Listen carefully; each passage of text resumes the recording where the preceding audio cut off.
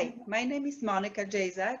I am from the Official Languages and Bilingualism Institute at the University of Ottawa. And I do research in language policy and sociolinguistics of immigration. And hi, my name is Luisa Veronis. I'm a professor in the Department of Geography at the University of Ottawa. My research focus is on the social geographies of immigration with an interest in the experiences of immigrants and refugees. And we are both immigrants, we are both Francophone, we are both plurilingual, and we both work on Francophone immigration in Canada. We will be sharing with you today some thoughts on Canadian Francophone immigration and on the interdisciplinarity in our research projects tackling complex modern social situations, such as Francophone immigration in Francophone minority contexts. So to start, we would like to show you and explain with some background the unique case of Francophone minorities in Canada and Francophone immigrant populations. To do that, we would like to show you a little bit of the geography of Canada and also explain the linguistic distribution of the populations. So Canada has two official languages, French and English, but they're not distributed equally or evenly across the country. It is important to know that among the 35 million Canadians, only about 22% of the population, less than a quarter, are actually Francophones and have French as the first official language. The majority of the Francophones live in the province of Quebec. It's about 85% of all Francophones, and Quebec is the province where you can see a lot of the green concentrated in the south of the province. In the rest of Canada, outside of Quebec, there are about 1 million Francophones, but they represent only a very small share of the population in those provinces. As you can see in New Brunswick, which is in the very east, Francophones represent about 30% of the population, but in all of the other provinces from Ontario towards the west, they represent barely 4% or 2 or 3% of the total population. In these provinces, Francophones are said to be a minority because they live in a context where English is the dominant language.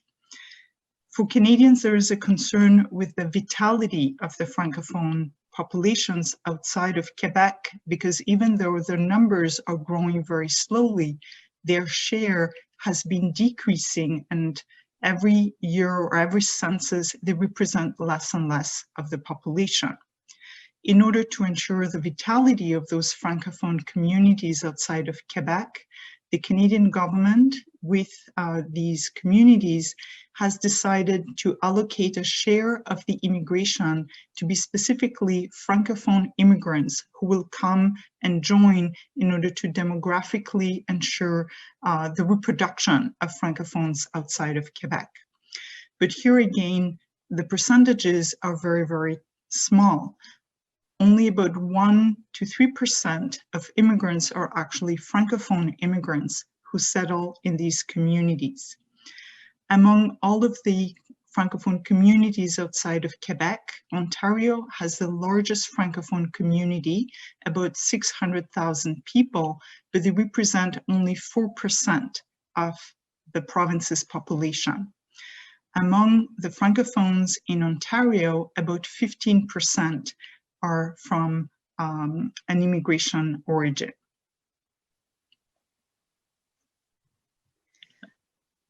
Okay, let's look now at the Canadian policies pertaining to the Francophone immigration. On one hand, the left side of the slide, Canadian federal government has language policies managing the status of French and English. The Official Languages Act gives equal rights to Francophone and Anglophone populations across the country. And those rights are further enshrined in the Canadian Charter of Rights and Freedom. However, those documents aim at maintaining the historical balance between Canadian two founding nations namely the British and the French. Linguistically speaking, immigrant population is seen as potentially integrating into one of those groups. On the other hand, the right side of the slide, Canadian immigration policies are seen as social rather than language policies, and they concern in particular settlement and citizenship issues. However, the 2001 Immigration and Refugee Protection Act, so the latest version of this policy, states that one of the roles of immigration is to support and assist the development of minority official languages communities in Canada, hence opening the door to a whole new set of laws combining immigration and linguistic issues. Those laws gravitate around the concept of official language minority community and foster the concept of Francophone immigration in minority settings. The last 20 years have seen in Canada a series of those new generation policies built around the concept of Francophone immigration in French minority communities. They are called roadmaps or action plans and define the role of Francophone immigration in revitalizing Canadian Francophone minority communities. When you look at the titles of those policies presented in this slide, the 2013 roadmap places immigration and communities at the core of Canadian linguistic duality, while the 2018 action plan states that more than $40 million will be allotted over 5 years to attract and retain French-speaking immigrants, and that this will be done through coordinated efforts with Francophone minority communities and employers, provinces, and territories. We wanted to show you an example of how these new policies are enacted. In this case, in the 2018 Action Plan, the Canadian government developed a new initiative known as the Welcoming Francophone Communities, with the aim to foster Francophone immigration by creating environments and communities in which both established and new Francophones will feel welcome. And they did so by fostering partnerships with multiple community stakeholders that would be able to address the specific needs in specific communities across different parts of Canada. In parallel to this new era of policies and conceptualizations, a new research field emerged, Francophone immigration in minority contexts, allowing for new interdisciplinary approaches. The book chapter, The Complex Integration Pathways of Recent Immigrants at the Intersection of Language and Immigration Policies in Canada Transborder National Capital Region, by Luisa and myself, illustrates those new conceptual and methodological possibilities. More specifically, in this chapter, we put together our independently conducted research to discuss and further explore lived experiences of Francophone immigrants in minority settings in the National Capital Region, so Ottawa and Gatineau. My project investigated how local language policies, as well as Francophone immigrants' language practices and their perceived language competence, influenced their integration trajectories. To this end, I used a questionnaire. Luisa's project investigated Francophone newcomers' lived experiences of integration, placing them in a geographical context. She used focus groups to collect her data. When we put our findings together and when human geography and sociolinguistics informed each other, a whole new dimension of Francophone immigration appeared.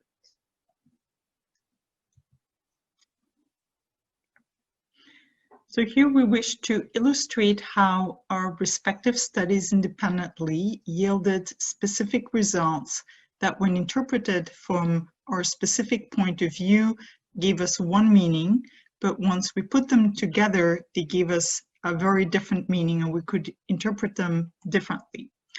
For instance, we noticed that not all of Francophone immigrant participants chose to live in French-speaking communities, even though French was their preferred language. Monika, in her research with the sociolinguistic questionnaire, was able to measure language competence, and she found that French was their main language of communication and practice because many of them were not fluent in English.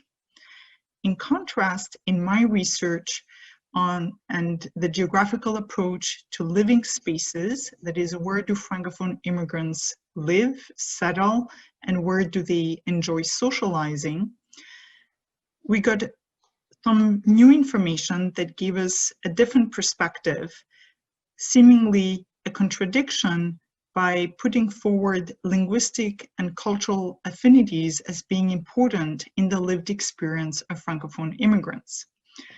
So here we provide you with a quote from my research findings, where one of the participants told us, "I actually prefer living in Ottawa than living in Gatineau. I know that in Ottawa, English is a language that I have learned, and I have the will to practice it because it's a choice. French is my language of origin. I did not choose to practice this language. Unfortunately, the French I practice is not the same as the one we find in Gatineau, and I'm made to understand it. So I have less language affinity with them, the people in Gatineau who are French speaking, than with the Anglophones in Ottawa, where at least I chose a certain part."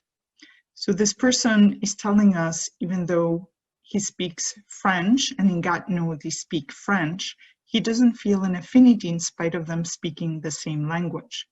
In contrast, in Ottawa, where the majority of the population speaks English, and this person had learned English, he felt more comfortable because he chose to practice English, and he felt more cultural affinity with the Anglophones with whom he was interacting. As you have seen in the example, in Luisa's example, the results of sociolinguistic and human geography studies may inform each other in a very meaningful way. But an interdisciplinary approach goes further. It helps reshape methodologies and conceptual frameworks. In our case, putting together two approaches, sociolinguistics of place and belonging, which was my domain, and a geography of everyday encounters, Luisa's domain, allowed us to reappropriate, among others, concepts of community, borders, belongings, and inclusion, exclusion.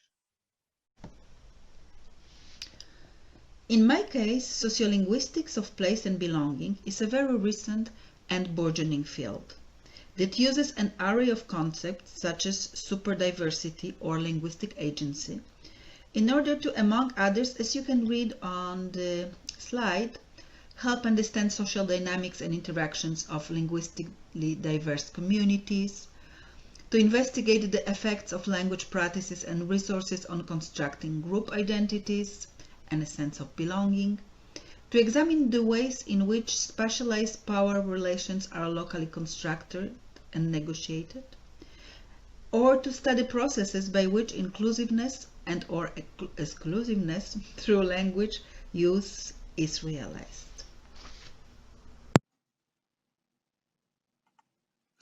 Now, from a geography perspective, researchers have used the framework of geographies of encounter and everyday difference to examine the nature of encounters, the feelings they engender in people, and the types of interactions and attitudes that we develop when we meet with strangers. And they draw primarily from the concepts of superdiversity and contact theory research. Contact theory was developed by Alport, who was a psychologist, which shows you that these concepts and theories are already intrinsically interdisciplinary. His contact theory is predicated on the idea that prejudice can disappear when different groups have an opportunity to interact and come into contact. And geographers have tested these by looking at different types of contexts or locations, and generally it appears that it depends on the conditions in which these interactions are happening. So this approach of the geographies of encounter allows us to examine both the social and the spatial, as in geographical dimensions of encounter, by taking into consideration different geographical and temporal contexts. And they do that by focusing on three interrelated issues that I'd like to describe briefly.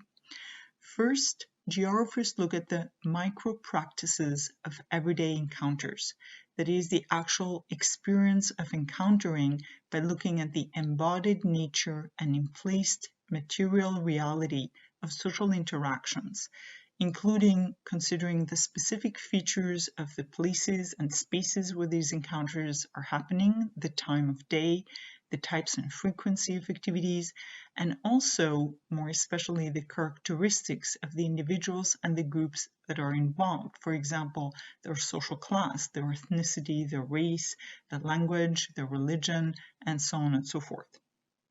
Secondly, geographers also account for the role of the geographical and historical context that shape everyday encounters, assuming that encounters are happening within broader contexts at other scales that shape the everyday experience of meeting people who are different. Here are the things like the structures or the policies, for example, the language policies that we have been discussing, or the immigration policies, the kinds of institutions, or whether these encounters are happening in specific institutions, like in universities, in schools, at the workplace, the ideologies and also the discourses that shape and govern people, places, and cultures in different times and at different scales. Thirdly, they also focus on the existence of intersecting forms of inequality and difference. For example, the existence of social hierarchies that are rooted in constructions of class, ethnicity, immigration, language, religion. In the case of a study, for example, the relationships between Francophones and Anglophones that include both the history of Canada as well as the relationship, given that French and English can be minority or dominant language depending on which part of Canada you are located. So these broader social hierarchies inform everyday encounters. So two Francophones who meet in Quebec or two Francophones who meet in Vancouver will have a very different experience. So everyday encounters are shaped by these broader processes, but at the same time, they can also be challenged by different practices. So for example, speaking French in an English context as a form of challenge to show that bilingualism is sort of, the main policy that we should consider in Canada. So these challenging practices are important because they can be the source, they have the political potential in them to create conditions for encounters with diversity that can lead to more progressive conditions and bring about social change. So geographers who study geographies of encounter and everyday difference are really trying to understand how we experience these encounters with difference in a variety of spaces and contexts, looking both at the micro practice of the actual experience of meeting someone, as well as the context and the broader social hierarchies in which these encounters are embedded. To conclude, when we align concepts from two different domains, such as borders, suddenly borders have a whole new meaning. From the language's point of view, for instance, French and English means linguistic borders. And from a geography perspective, the language is still there. It's still French and English, but it's perceived more in terms of identity borders, whether we identify as Francophone or Anglophone, for example. Mm-hmm. From the point of view of political and administrative border, for somebody who works in sociolinguistics and in language policy, it refers to linguistic policies. And in geography, when we speak of borders, especially of political administrative borders, we speak of physical borders, things like barriers or, crossing international borders where you need a passport in terms of becoming an immigrant and arriving in a new country, or access to services for newcomers, for example, to access settlement services or language services to improve their integration into Canadian society. Mm-hmm.